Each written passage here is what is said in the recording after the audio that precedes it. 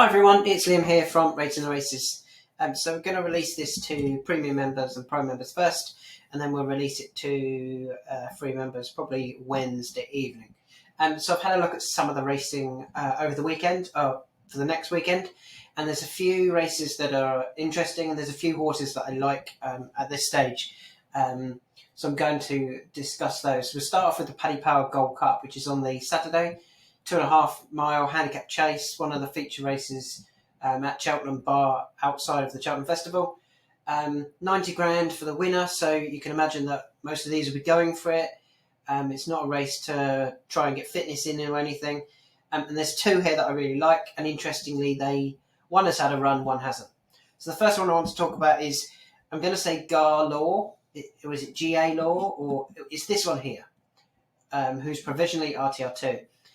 Came back with a third place in the Old Rome Chase behind Riders on the Storm, who was very well handicapped. As soon as he ran anywhere near his best, he was going to win a race, and he bounced back at Aintree, where he'd also previously run and won before, and he was just really well handicapped. Second was Hitman, who's a graded horse as well. And still young and improving, probably going to end up at the highest level.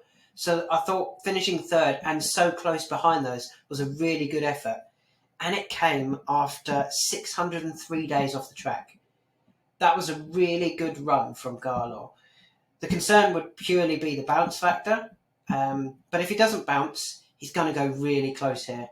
I'd be very, very disappointed if he doesn't, at least finish in the first four. I'm just going to pause the video whilst I get the odds up. Okay, so I've got the odds now as well. Let's have a look. Garlaw is being well supported. Can totally understand that. I think he's going to go very, very close here. All about that bounce factor. If he doesn't bounce, I think he's probably the horse in here that's a graded horse, running in a handicap, and can progress into and onto bigger and better things after this, and no harm in winning a 90 grand race on the way there. The second horse that I think is very interesting, and you have to basically, it's Simply the Bets, and it's going to be ridden by David Maxwell. David Maxwell now owns that horse, and he rides with an interesting style, but he does get to claim £3, which effectively means the horse is running off 149, which is the same mark as when he won the plate, having won the Timeform Novices Handicap in the January before, or a couple of months before the race, where the runner-up went on to win the Novice Handicap Chase at the Cheltenham Festival. He's finished second off 154, he's finished second off 153. This is at Cheltenham over this course and distance. So let's go over that again. Second off 154. Second off 153, sixth off 154, sixth off 157. He runs here off 152, so his lowest mark out of those. Plus David gets to take that £3 off. I think he's better. He is improving. He's definitely still improving, David Maxwell. And I just think that this could be his best chance of getting a big Cheltenham winner for a long time. Simply the Bets. And he's too big a price, I think. He is 20 to 1. I'd be very, very surprised if he doesn't turn up. Both the race conditions, but also it's David Maxwell. David loves to have a runner at Cheltenham, and he'll be able to ride it. So, yeah, I think he will turn up. And you can actually see he ran a 154.1 last time in April when he was second, which is a good figure. Look at the other figures in the race. It demonstrates it was actually a good run behind Stolen Silver, who is the top-rated horse.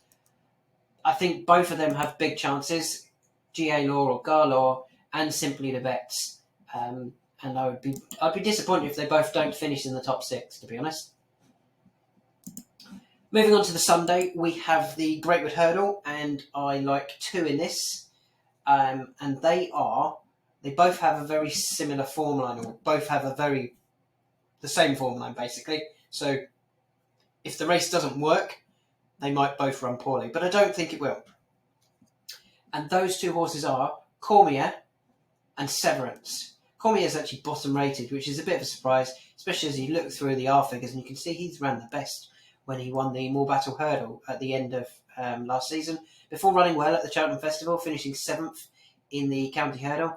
And that came after winning at Cheltenham over 2 mile, or over this exact, nearly this exact trip, just, what's that, 90 odd yards difference. And he beat Severance that day, and he beat History Bear. I mentioned History Bear because we're going to come back to him in a minute as well. Severance then kept knocking on the door at Aintree. He went to Haydock. Kelso, he ran well at Kelso as well. He finished 4th behind Cormier. What's that? 2nd at Aintree, 2nd at Haydock, 3rd at Fosslas recently. So he's had a run as well. In the build-up to this, it was a decent effort behind Effenock, Fizz, and was it Milkwood who was 2nd? And I think that'll put him spot on for this. I really like Severance, and there's hardly anything between him and Cormier.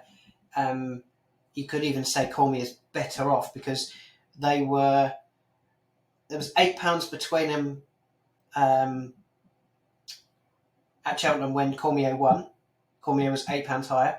He's now £9 higher, but has Ben Bromley booked to ride provisionally. Takes £7 off, and he's a good £7 claimer.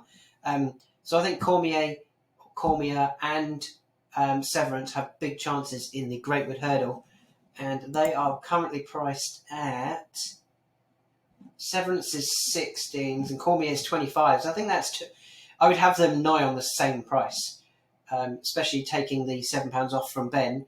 I think there's nothing between Severance and Cormier, and I would probably have them down here at about the 12 to 1 mark. They've got the Cheltenham form, and I think they'll both run really big races. These blue lines for these two horses, first impression, current mood, is because Tony Calvin's tipped them up today, and he can move markets, and then he could lay off. A few others that I wanted to talk about very quickly. Bonte runs in a bumper on the Saturday. As you know, she's in my horses to follow. I thought she would win the champion bumper last year. I think she's that good. They'll be trying, but she hasn't run for nearly a year. They'll be trying, but they're not expected to go over hurdles after this. I expect this is more of a fitness run. So don't be too disappointed if Bonte gets beat.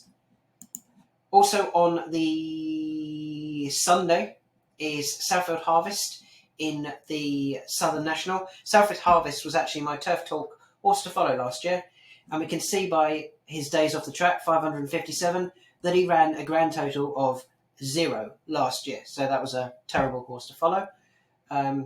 Although if you backed him every time he ran, you ended up level, no loss, no profit, because he didn't run. I think this is almost a similar one again. I think he's going to go on to bigger and better things. They might want to try and win this race on the way, but he won't be running in 10 grand handicaps later on down the season. He's much better than that. You can currently get 7 to 2, 4 to 1, which I probably think is a bit short, considering he will likely need the run. I do think he'll be too good for him still, though. Be interesting to see the full field come Friday. We'll find out the full field for that. Another horse that I wanted to mention was History Bear, who I talked about earlier, or I mentioned earlier. He was 3rd, as we can see here, behind Cormier and Severance. They go in a Greatwood Hurdle. History Bear's disappointed a bit since, and he runs in a 0 to 130 at Fontwell. Now, he pulled up at Sandown after going off. I think he was backed into favouritism that day. He's back down to the 128 mark, which is what he was when he ran at Cheltenham and finished 3rd. He only went up to 130, and so it's not like he was handicapped out of running well after that. I expect him to bounce back. He was only he was 4-5 last year. He's 5-6, so I still think there's more to come from History Bear, and he's one that I'm keeping an eye out for on Sunday. And finally, one more on Sunday. Really surprised to see this in a novice chase, Mr. Coffee. I think he's handicapped to win a feature handicap. He is still in the Coral Gold Cup, the Ladbroke Trophy, Hennessy, whatever you want to call it. And I think he'd run well in that if he ran here in the novice chase, even with these R figures, which look pretty good from Bally Griffin Cottage for Dan Skelton. I think Mr. Coffee would win this. I believe Mr. Coffee is a 140. He's a top class handicapper stroke graded horse. It just needs to keep interested early on. And I actually thought Samuel Cohen last year in the Kinmure was far too confident and didn't press any buttons until it was too late. So yeah, there's a few for Sunday that I'm interested in. It's Garlaw and Simply the Bets in the Paddy Power Gold Cup, Severance and Cormier in the Unibet Greatwood Hurdle. Also keep an eye out for Bonte, who I hope runs well in the bumper. Southfield Harvest, I think it will just be too classy for these in the Southern National. History Bear, to show that he should have been running in a better class race by now at Fontwell. And finally, Mr. Coffee, if he does run at Cheltenham in a novice chase, I think he will take all the beating. Thanks for listening. As always, if you like these videos, give them a like and do share them around to your friends and other horse racing enthusiasts.